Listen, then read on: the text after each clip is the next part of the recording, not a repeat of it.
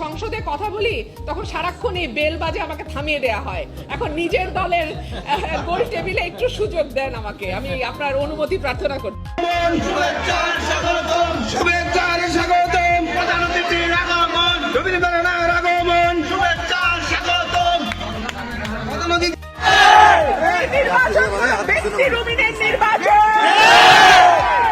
এই নির্বাচনে মানুষ জবাব দেবে। এই নির্বাচনে সরাইল এবং আশুগঞ্জকে মডেল উপজেলা যে পরিকল্পনা আমি নিয়েছি সেইটার পক্ষে মানুষ জবাব দেবে।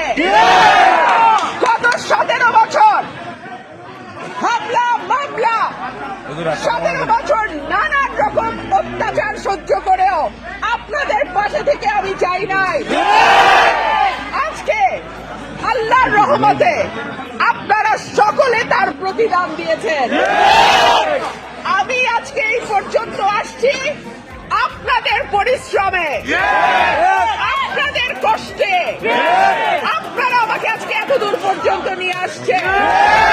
সুতরাং এমপি আমি হব না, এমপি হবে সরাইল আশুগঞ্জের মানুষ। আপনারা যা বলবেন সেই আদেশ পালন করাই আমার দায়িত্ব।